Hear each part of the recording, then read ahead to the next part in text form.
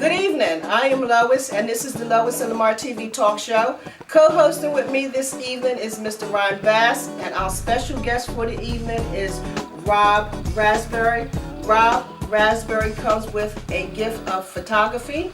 Rob, tell me a little bit about yourself and your photography. So I've basically been doing photography professionally for, believe it or not, maybe 6-7 years. My background actually is in video, but as I got more into the professional career and did some video production, things of this stuff, some life changes happened, and I moved into Philly, and photography was always a hobby, sort of a fascination with me, and it actually became really a second career, and it basically got me into the creative process of imagery, the artistry of it, and I've always been a creative kind of person, love movies and films and things of this sort, and something about the still image, it's like a living painting, a digital painting. And it always fascinated me, so I started shooting, models, and started getting more into the creative part of it, fashion and stuff like that.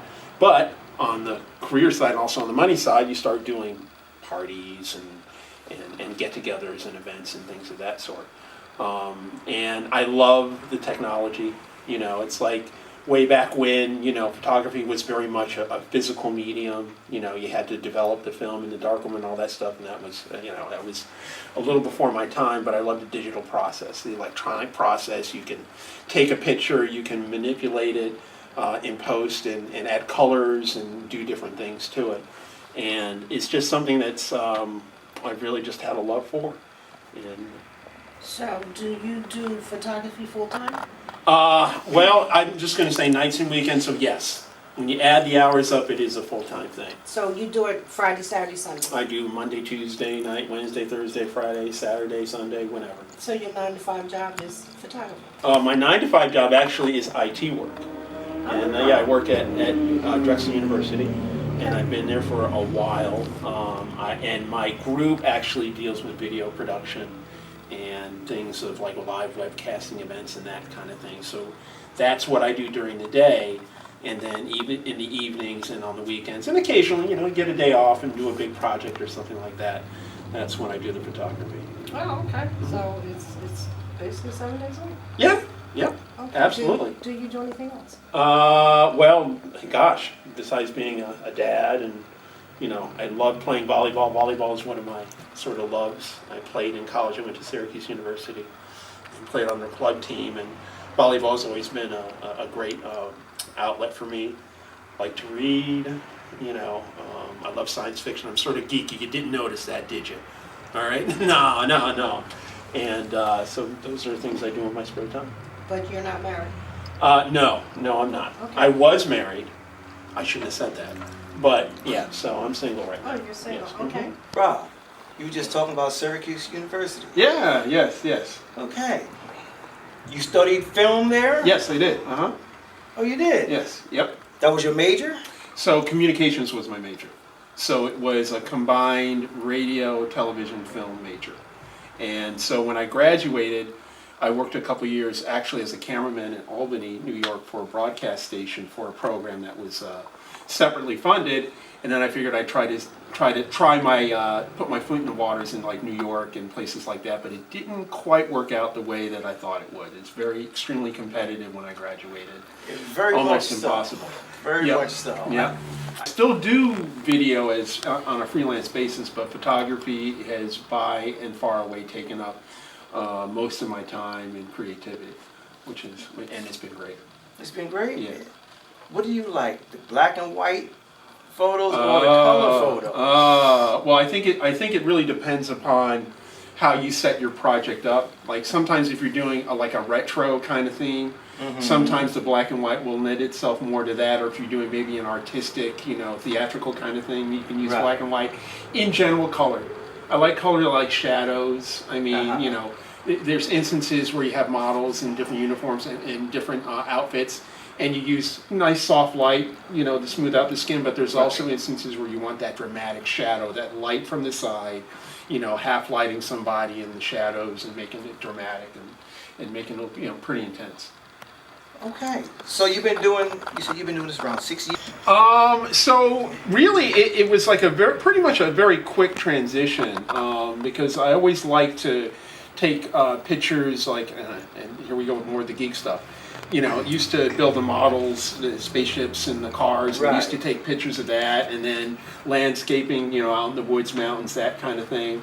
And then it sort of just transitioned to, oh, I see this person here, I'll take a picture of them, and I'm like, oh, that looks pretty good, Why don't we do this? Why don't we go to the art museum and take some photos over there and take a look and do some interesting backdrops, or, right on the river and things of that sort. And then it dawned on me that, hey, I could do this, on a professional basis. So I put together a portfolio, build a website, put feelers out, Craigslist, fantastic sometimes, you'll get gigs on there, they'll look for a photographer, a video person, and it just started to build from there. Right. And then as I ran into friends and networked, you get connections that way, and then you get referrals to different projects and stuff like that. And it just has been going since then. I just was doing a fashion show up for a church up in New York City. It was a paid gig. Right. And it was because I got referred from a friend who had seen my work. Rob, tell me, which job is your passion, the IT or the photography? Oh, it's by far and away it's the photography. The photography gives me a lot of creative freedom and artistic expression. You can create images that, from anything from high fashion. You can do science fiction, you can create. And it's that process that I love about it. Getting a certain angle, catching a certain expression, or doing a certain outfit. It really is, it gets the creative juices flowing. So as far as my passion goes, absolutely it's photography. Yeah. You can take a breath of fresh air when you're doing the photography. Absolutely. It's more of a relaxation type of thing than the IT. IT I knew could be a fast thing. I used to do IT for a company. Oh, okay. I traveled around the country doing IT, so Okay. I know it can be, it's a whole different ballgame. Right. The photography and IT. Now, and don't get me wrong, I love, the job that I do, but definitely as far as the passion, and it definitely comes with the photography and the creative part of that. If you had a choice, Okay. which job would you get rid of? If I had a choice? If you had a choice to get rid of the IT or the photography, which one would go first? Well, okay, so if straight up it's an exchange, I think I would, like to go with the photography. I would like to stay with photography and let it build. And these days, photography and video are so close together now. It used to be they were really like a separate entity, and now, photographers do video, videographers do photography. It's all, combined pretty much into one kind of media.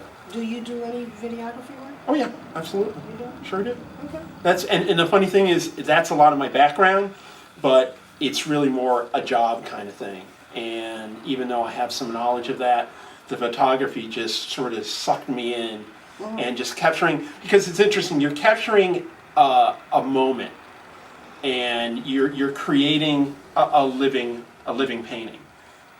With video, you're capturing everything, like we're doing right now, and so it's a little different. But photography, definitely, I would love to that for it to be my primary thing. Photography, it's a very hard profession these days. Yeah, it is. I've known a lot of photographers that were very popular in the 70s. All right, a lot of them, retired now, and business is just not there as it used to be, because everyone is a photographer now. Yeah. Well, I guess everybody, I'm going to say thinks they're a photographer. Exactly. I mean, with social media and the advances in the cell phones, it's very easy to take a nice picture. And even the iPhone, and now these, that's what they push is look at the camera and you can just be professional. But when it comes down to it, professional catches that angle, that image, knows how to manipulate that light creatively and give something a little extra oomph.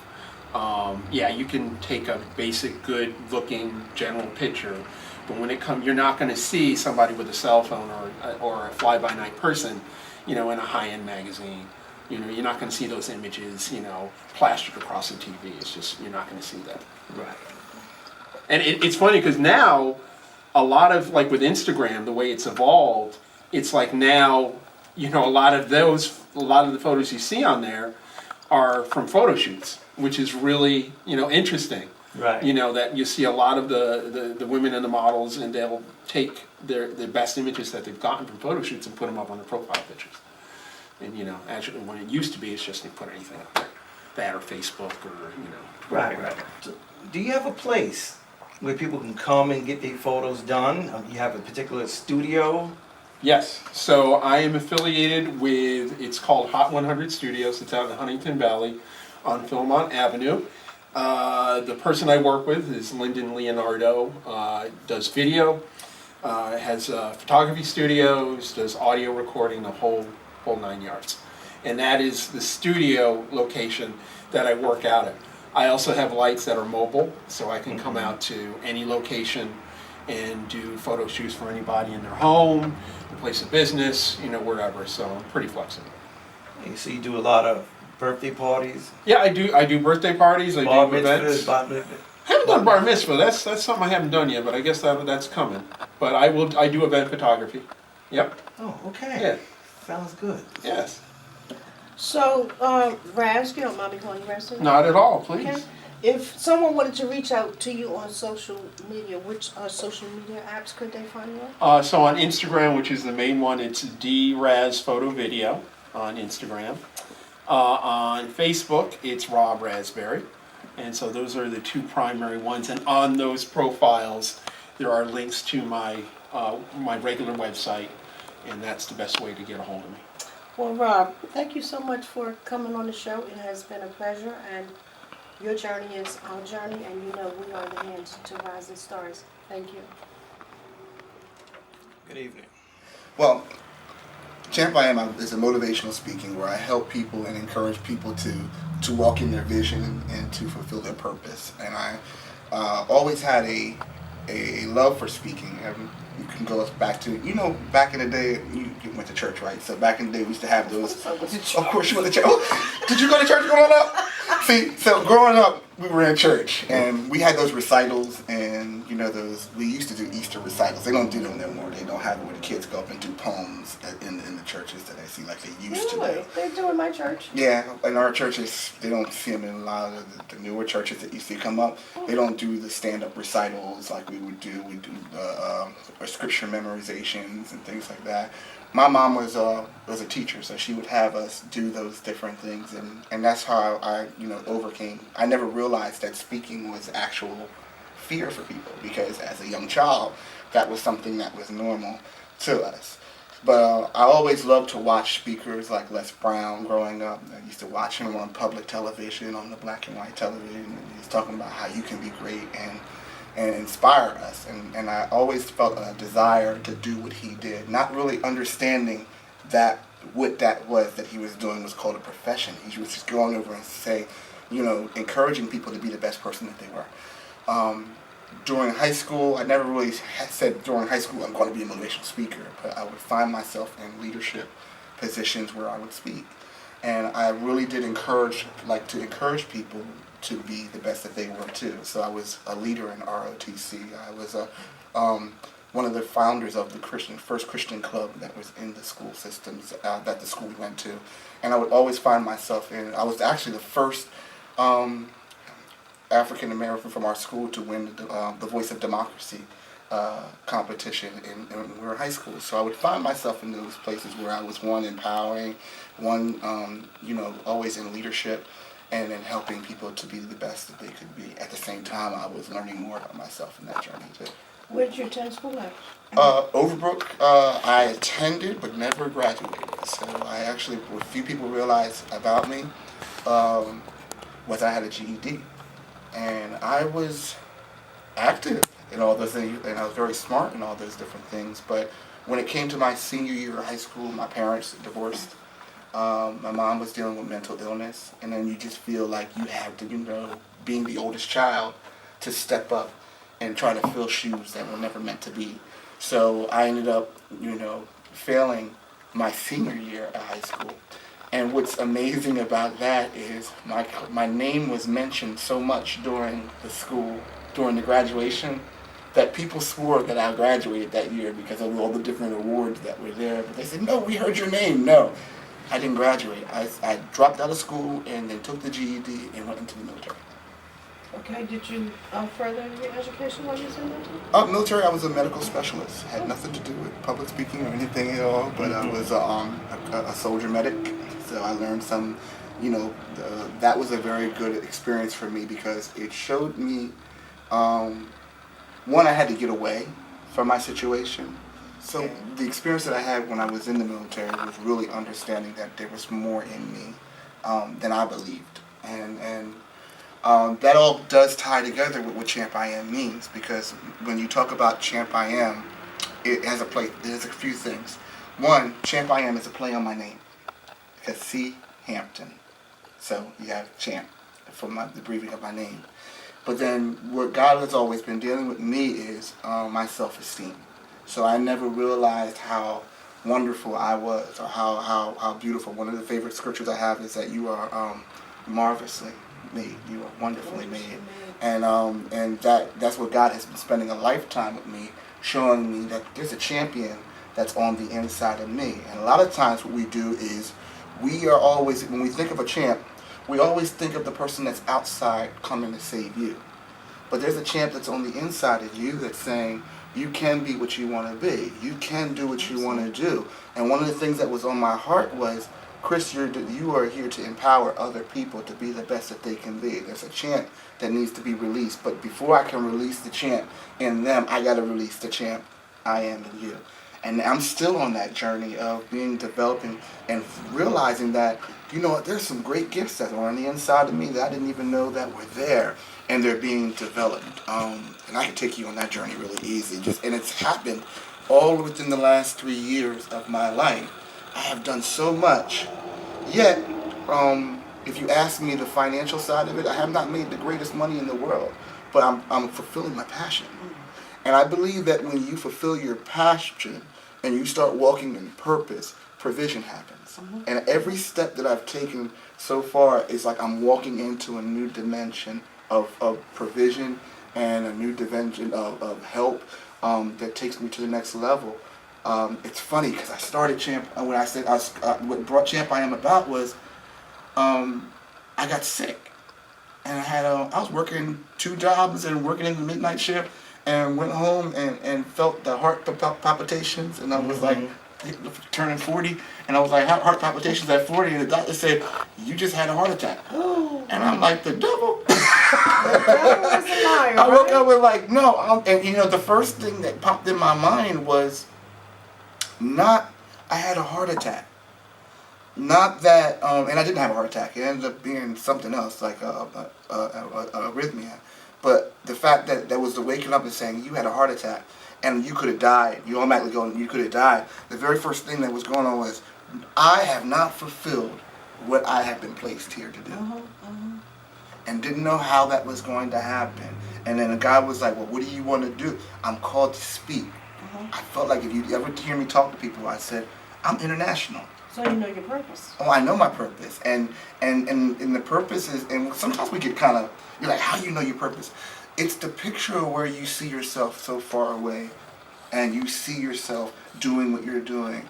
And it's a direct contradiction to where you are right now.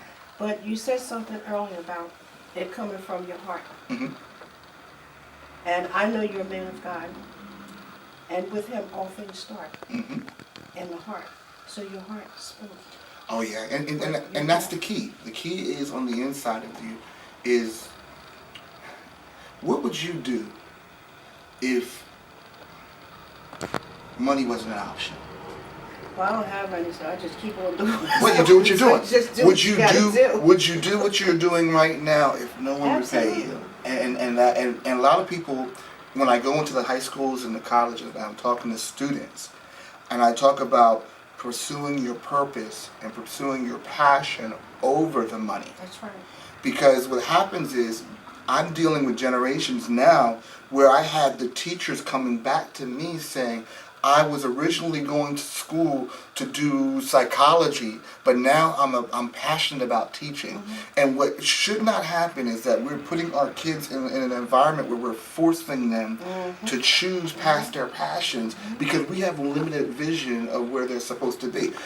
I use the example of, you say, Mommy, I want to dance. No, there ain't no money in dancing. So you're going to go to college. You're going to go to medical school. You're going to do this. But Mommy, I want to dance.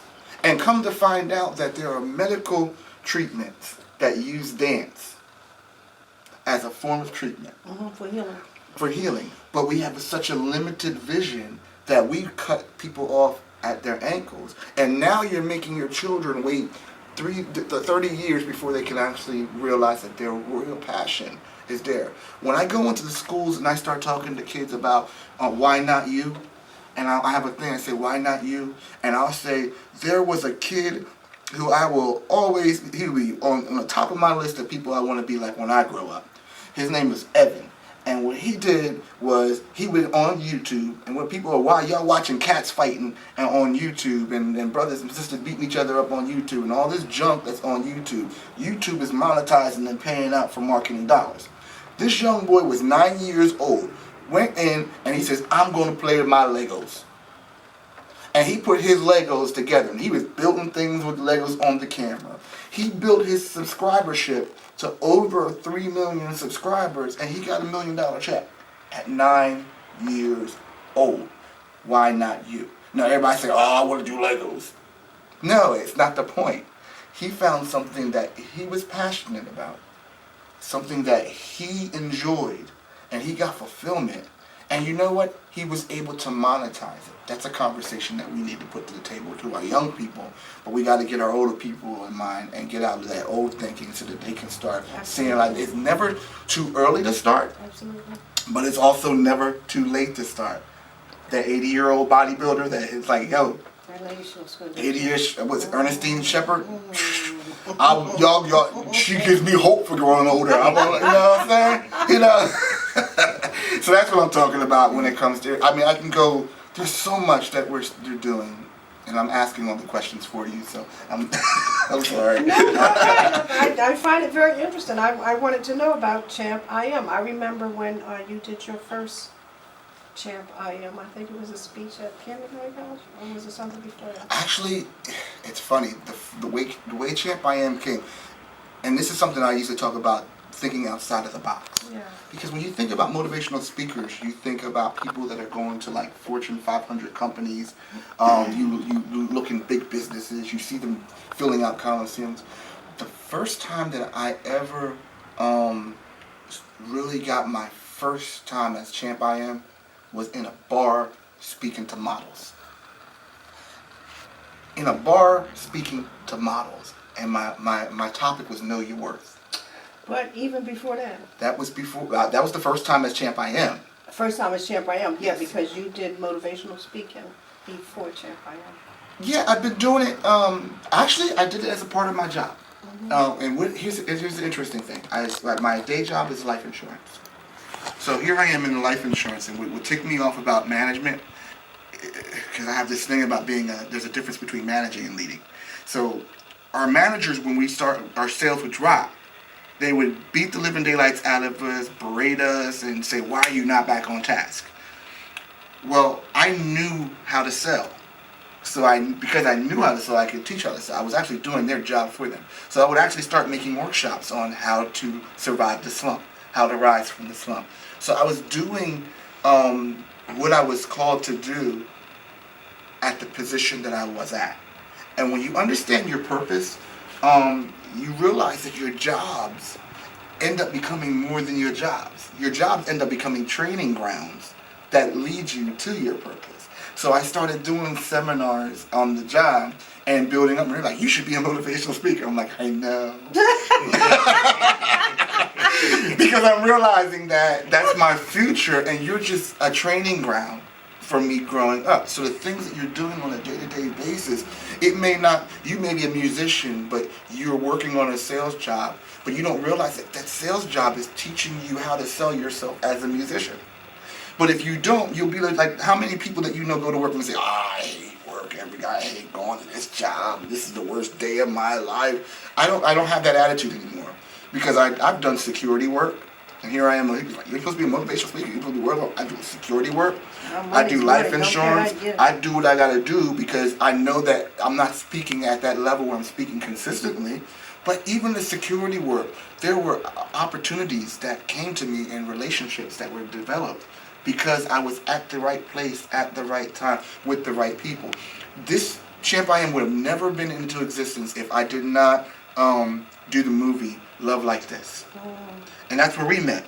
That movie is like, I don't know why that movie is sitting there. It needs to move. Mm-hmm. And it's going. Everything happens for its reason. Yeah. But Navon Brown, who wrote that movie, we went to high school, and how God lines things up is, here I am going to my night job, working as a psych aide in a mental hospital, waiting, and I didn't have my license, so my license, God ordained everything. I had my license. I had to take the bus. I never take public transportation. I'm like, I met the brother at the transportation station. He said, hey. You know that transportation center? Transportation center. And he was like, hey, Chris. He said, you still do ministry work? I said, yeah, I still do. He said, you ever do a wedding? No, I ain't ordained like that. But I can do what I need to do, and I learned the part. You saw me, I did the part, right? So come to find out, if I never was at that night job, working at a psych aid, I would have never went to meet him at the bus station. I would have never ever actually developed a relationship where we're working in the modeling industry, because that just opened the door from, I don't know how we went from acting to modeling, but then I was walking in my gift. And he went from there and just saying, okay, we were doing a fashion show one time, and it was like the guy who was supposed to do the thing didn't, host the show, didn't show up. And there the mic goes into my hand, and then all of a sudden your gift makes way for you. So your gift all of a sudden, here I didn't know I was funny. I didn't know, that was another thing. Didn't know I'm funny. You just look at me and laugh. And I'm like, I must be funny looking, but people were laughing with me and going with me, and I have a sense of humor. I didn't even tell you about Toastmasters, and that's how we was building the skill. Was right after I met Vaughn, I had the heart attack thingy. All that stuff was going on. Yeah, Vaughn can give you a heart attack. That's what it is, working with Love Like This. But 8 o'clock in the morning, and start shooting at 4 o'clock in the afternoon. God, well, you said that I'm supposed to speak. And I'm like, speak what? God, nobody knows, doesn't even know my name. He's like, where am I supposed to speak? Who's going to call on me, and who's going to pay for me to speak? And he said, speak. That's all he kept on saying to me was speak. Like Moses. And he just said, speak. And he said, so I joined Toastmasters. And I went around. Toastmasters is a group that people get together and they get over their fear of speaking, and they have a speaking community. Well, I'm not new to speaking, so I said I was just going there for this fellowship. But when I went there, I said, my name is Chris Hampton, and I'm going to be a motivational speaker. And I would do a piece of my skit, and I would learn there. Come to find out, they have a competition every year. Okay. And I signed up and out of my comfort zone, and was able to sign up for the humorous speeching when I didn't think I was funny. But they were like, okay, sign up for the humorous speech, and I had to do a 7-minute speech. And then I signed up for impromptu, which means they give you a topic and you just gotta talk. The humorous speech was funny because I was just telling a real life story about how I took my family on the white water rafting. Black people don't white water raft, but we were out there and we were white water rafting, and I lost my whole entire family running down the river. And this is like, here we go. And the worst thing that happened is, now I'm a father, I'm a stepdad. The worst thing to do is to be the stepdad in the boat, and you watch your wife go up on the raft, and the raft goes up, and all of a sudden I just see my wife go, oh, slow motion, she falls out of the boat. And here I am trying to rescue my wife, and my stepkids are beating the living daylights, trying to throw me out of the boat to get me out. So we're all rolling down the river. This is a great family example, so I'm telling this whole entire story. And everybody's laughing at me, but I'm like, this is serious, this really happened. And I was like, ended up winning all of New Jersey and winning being award-winning and going up to about like 3rd place or 2nd place in Pennsylvania. So I was one of the top speakers in New Jersey with Toastmasters, and also in there. And it was just, you have a question about, and I think the moral of the story is this. You think, you think you're ill-equipped. But the question is, use what you have. That's right. Where you at. That's right. You used Moses, so I'll go there. He said Moses delivered the people out with just a stick, and he was a shepherd. He didn't realize that he had. It wasn't the stick. It was what the stick represented. I have my voice, and whenever you put me in the environment to speak, there it goes. And I believe the gift is going to make room for you, but you gotta mature. I Am. Is this a foundation or is it a nonprofit foundation? Right now, it's an LLC. So if you look for C.hampIam, you can look for ChampIam.org, but it's actually called the C.hampIam Organization LLC. So it's an LLC business. Okay. Eventually, what's going to happen is we will start getting into some of the non-profit work. But what I'm doing right now, like I do speak in the prisons, I do speak in the schools, and I'm creating opportunities to be able to develop programs for that. So the people from the prisons, they seek you out, or are you? Well, that's another. Again, you got to go where the opportunities to speak are. And my pastor actually asked, wanted to do a prison ministry. Right. So we went to Hampton County College. I'm not Hampton County College, but the Hampton County Correctional Facility, right. And we would actually, he started it with the first service and then handed it to us. It was like, boom. So 4 times out of the year, 3 times out of the year, I end up speaking for the prison. But we have actually the largest church service that's coming out in that prison. We have like 120 people, male and female together, which is rare that they have the males and the females together. Right. But that was an opportunity because when I got the call, he said, "Bring C.hampIam." And he didn't tell me to come as a preacher. He didn't say. But when you realize, I'm like, C.hampIam is like my Superman idea, my Clark Kent and Superman, because I'm based on the Word of God. But you have to be able to talk about the Word of God in such a way that it doesn't sound preachy. I've been preaching this whole entire time, hopefully not sounding like I'm behind a pulpit. But everything that I'm giving you has been spiritually based without making you felt like you just got doused with holy oil. I did.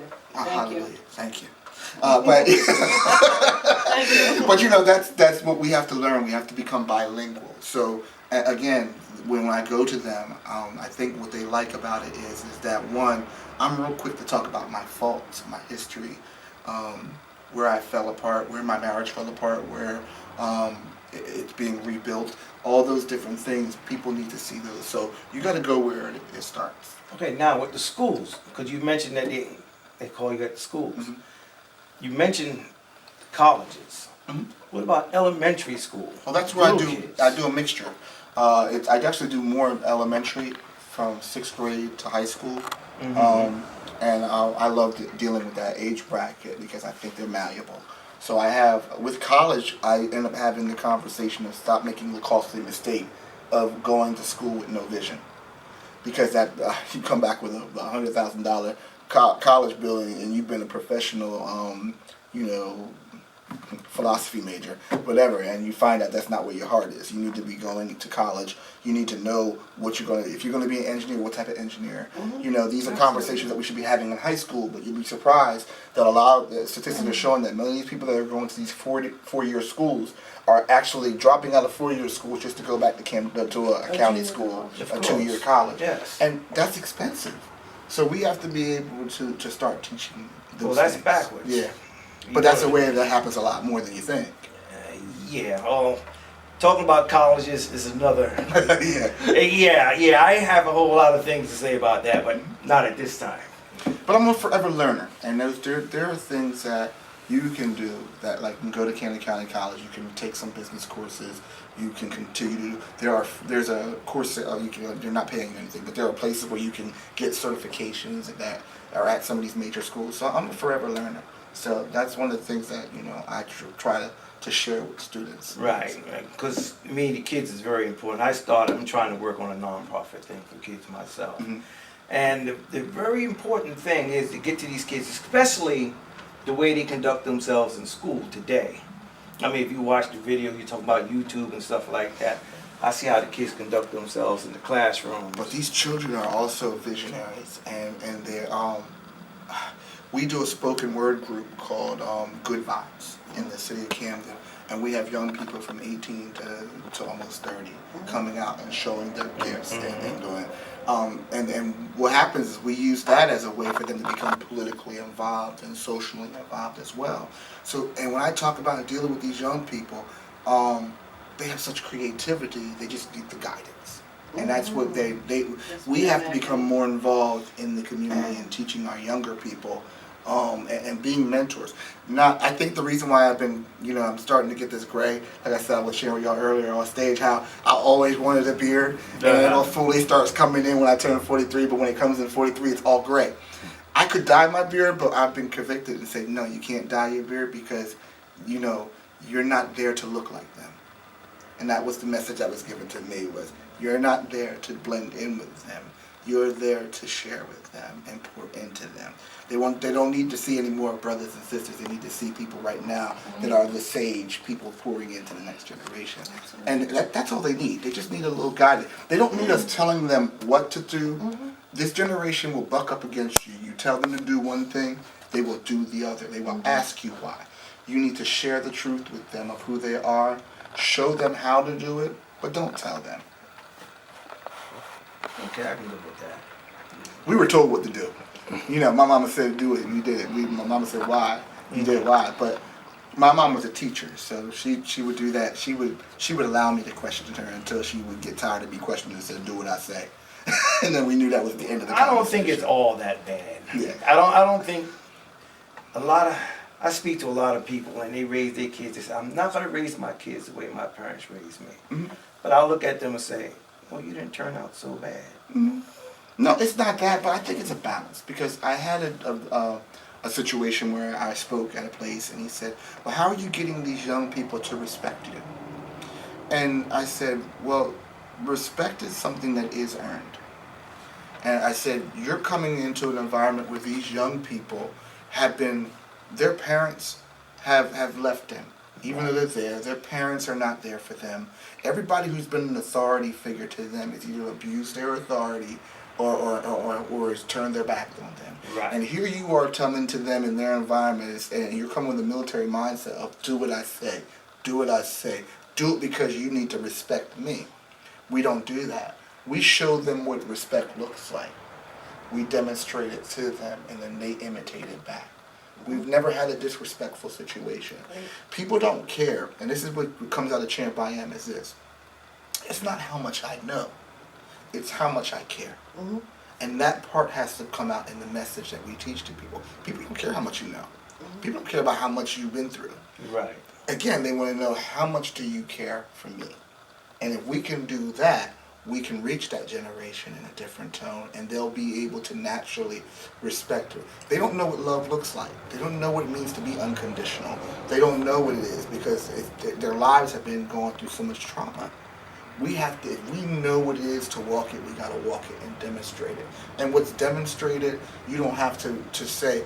A man that has to say, I am a man, ain't a man.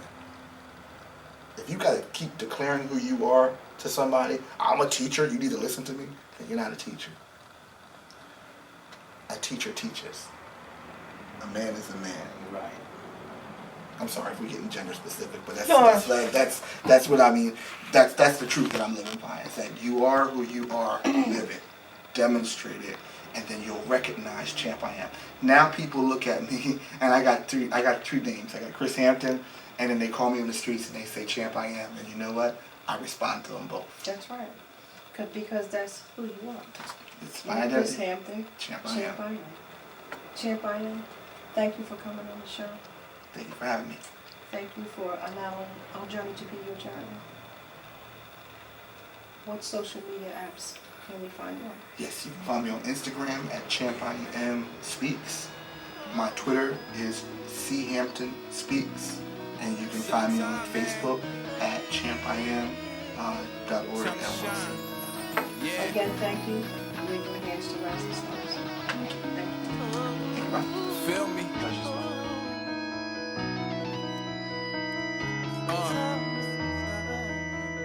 Yeah. Yeah, I know I'm gifted. Sometimes it feel like I'm drifting. Anchor to the bottom of the sea, so I won't let go my vision.